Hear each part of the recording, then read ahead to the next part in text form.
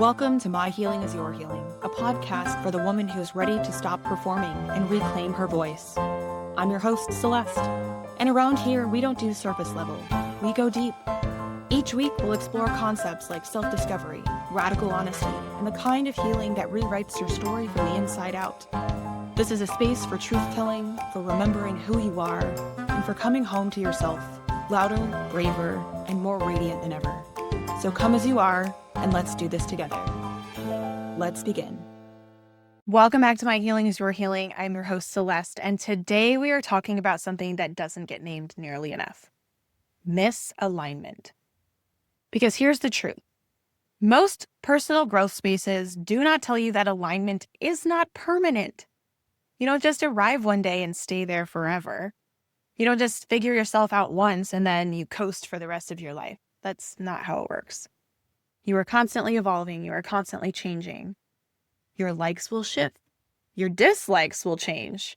Your lifestyle becomes different and your priorities change. You meet new people. You experience new things. Life throws things at you that you could never have planned for. And in all of that, you are choosing every single day what you want and what you don't want. So of course, things are going to change. Of course, things are going to feel different. And misalignment is not failure. It's feedback. It's information. And the goal is to not burn your life down every time something feels off. It's to learn how to realign in real time. Because there's this fantasy that a lot of us carry that once you heal enough, things will just stay easy.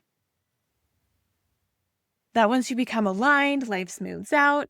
That if you're doing it right, nothing should feel heavy. But that's not how being a human works. Life shifts faster sometimes than your identity. You get sick or you lose someone, you experience grief, your body changes or your priorities change, and suddenly the life that once fit you, the life that you built, the life you worked so hard for, the life you always dreamed of, doesn't fit anymore. And that can feel really disorienting. Because you're like, wait, I chose this. I built this. I wanted this. Why does it feel so off? And the answer is not that you did something wrong. It's that you're alive. It means you're growing and evolving. It means you're actually paying attention. And honestly, that's the point. You're not here to lock yourself into one version of your life forever. You're here to experience it, to adjust and learn and change. So let's talk about how to actually recognize when you're out of alignment. Because misalignment, it's not always loud most of the time. It's not this dramatic, explosive moment where everything falls apart. Not like a TV show. It's always quieter than that, more subtle. It could look like irritability, where you're snapping over small things and you don't fully understand why. Or you could be numb, where you're going through the motions of your life, but there's no real joy in it. You're just doing. It looks like resistance, where everything feels heavier than it should. You're dragging yourself through the day. And the things that used to feel easy feel hard. And it can show up as fatigue. Not the kind that sleep will fix, not the kind that caffeine will even fix, but this deeper heaviness, like your body is tired in a way that rest doesn't quite touch. And then there's this feeling where you're like, I don't want to do this anymore. But you don't even know what this is. And it's not always clear. Sometimes it's grief. Sometimes it's boredom. Sometimes it's just this quiet knowing that something in your life no longer fits. And you haven't named it fully yet. So let's talk about why life starts to feel heavy.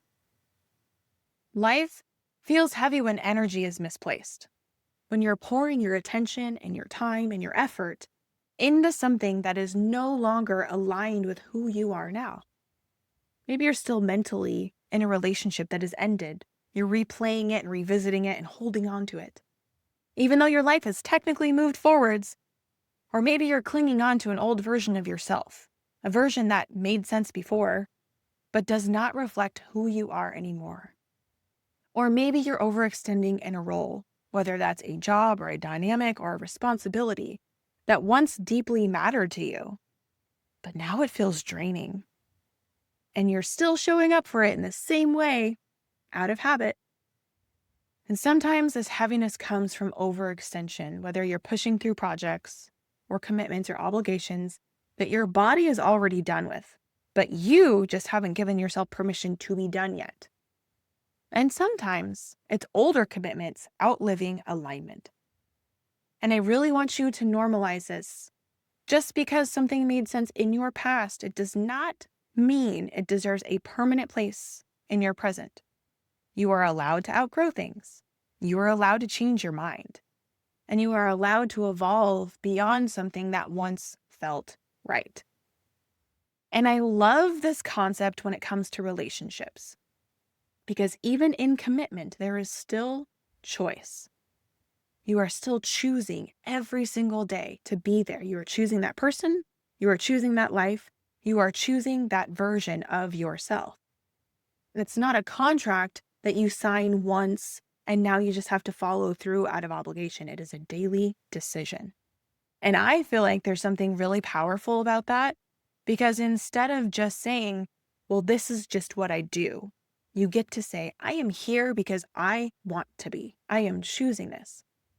And if you're not choosing it, that is information, that is awareness. And that's the moment where you get to pause and ask, does this still fit me? And a simple way to think about this is like doing something just because it used to be true. Like, let's say you've always been a coffee person. You love coffee. You drink it every morning. You're Lorelai Gilmore. It's part of your identity. And then one day your body shifts and your taste changes and your energy changes. Your needs change.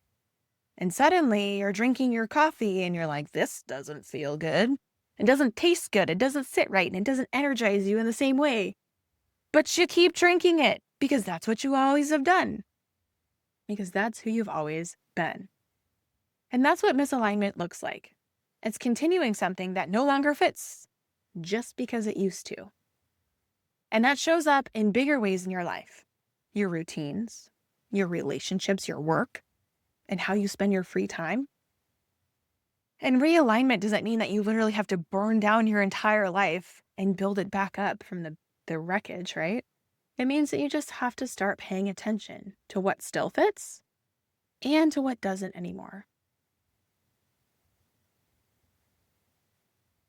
So let's talk about realignment in real time, because the instinct is, when life starts to feel heavy, to push, to fix it, to figure it out immediately, to force clarity, and to make some kind of dramatic change so that you can just feel better again.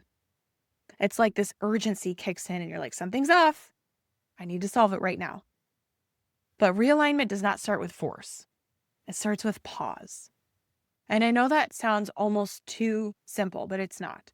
Because pause, like we've talked about in the last episode, is the moment where you stop overriding yourself. It's the moment where your nervous system finally gets a little bit of space to breathe and notice and actually listen to what you need and to what feels off and to what your body has probably been trying to tell you for a while. And in that moment, you don't need to solve everything. You don't have to have this 5-step plan and overhaul your life. You just need to stop running from the information that your system is giving you. You need to let yourself feel it or hear it, because most of the time, the answer is already there. It's just been buried under noise and distraction and momentum. And like we said earlier, realignment is not about changing everything. There are probably a lot of things inside of your life that are still working, still supporting you, and are still aligned. It's usually not your whole life that is off. It's usually just one or two things. One habit or one expectation, a relationship dynamic or a commitment that no longer fits. And those small misalignments, they can make everything feel heavy. It's like driving a car with a flat tire. There's only one thing wrong with it. The whole ride feels off, though. It's bumpy, it's unstable. You start thinking, is there something wrong with my whole car? Is it going to explode? But it's not the whole car, it's just one tire. And once you fix that, everything starts to move smoothly again. That's what realignment looks like. It's not burning everything down. It's not trashing the car. It's identifying the one or two things that are draining you and adjusting those. Because when you remove what is misaligned, your energy doesn't have to be forced back. It just returns on its own. So instead of choosing intensity, of doing more or trying harder or just pushing through, you need to choose relief. And relief is such an underrated metric because relief doesn't mean giving up. It doesn't mean that you're quitting or failing. It just means that you're honoring what your system can actually hold right now. It means you're working with yourself instead of against yourself. And that requires you to let small shifts count. You don't need to wipe the entire slate clean and say, everything that I've ever built is wrong. I need to start over. No. If you fell off your routine, you don't burn it down. You just return to it slowly, gently. Maybe it's 5 minutes or one small action. And then you rebuild from where you are, not where you think you should be. If you lost momentum, you don't shame yourself back into momentum. You just re-enter. And I think one of the best ways to understand this is through injury. When I tore my posterior tibial tendon, which is the tendon that holds up the arch of your foot when I was training for an Ironman, I couldn't just jump back into training the way I was before. I was doing 20-mile runs and 120-mile bike rides. And I couldn't just go from 0 to long distance running overnight. I had to rebuild slowly. And it started with these 10-minute blocks. And even then it was not continuous. It was 1 minute on, 1 minute off, then 1 minute on, then 1 minute off. And honestly, it was the most frustrating thing ever because it felt small and uneventful and slow.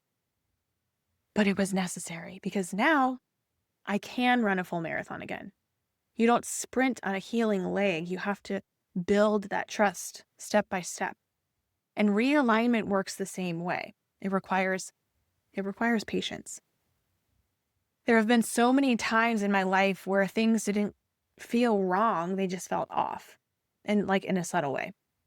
And instead of immediately trying to change something or fix it, because I didn't necessarily know what was wrong, I had to sit with it and I had to ask myself a different question.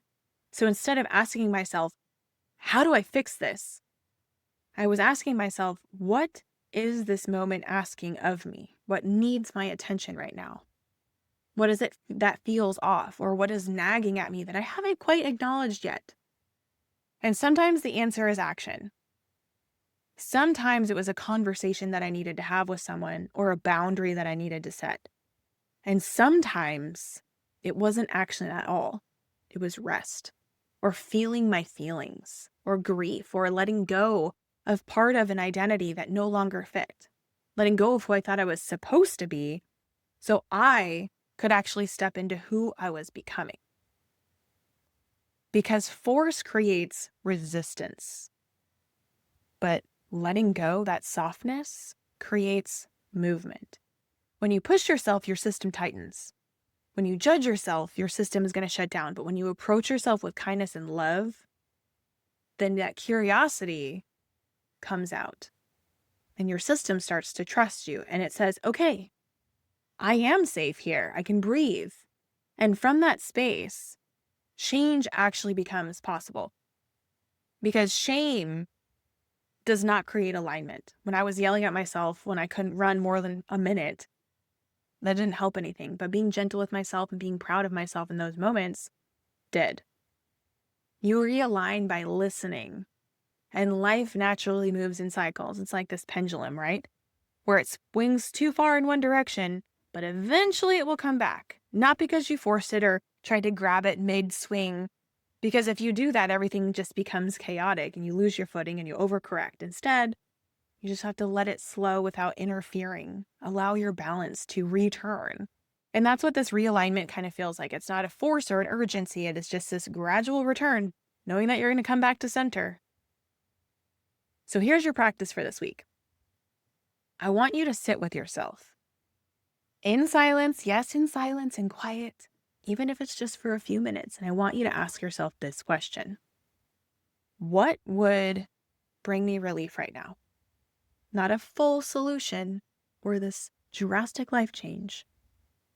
Just relief. And I want you to notice your body. Notice what happens. Is there something that softens or releases or quietly exhales? That's your signal. And I'm telling you, that's your system telling you this thing matters. Maybe it's just a small answer, a boundary that you have to set, or canceling something off of your calendar. Or maybe it's resting in silence, or admitting something that you've been avoiding. But whatever it is, pay attention to it, because alignment does not require perfection. It just requires you being honest with yourself. The kind of honesty that allows you to say, this thing does not feel right anymore. This is draining me and it needs to shift. Because remember, misalignment is not something that we need to fear. It's just a signal. It's information. And when you learn to listen to it, instead of panicking, you stop burning your life down just to feel better, and you learn how to adjust, how to recalibrate, and you come back to yourself again and again and again. And the more that you do this, the more comfortable it's going to feel. So as you're evolving through life and these things come at you, you're going to have learned these tools in your toolbox to allow you to have that pendulum swing a little less drastically each time. So if you want to practice this in real time with real conversations in a space where you are completely supported, I invite you to join the Radiant Women's Collective.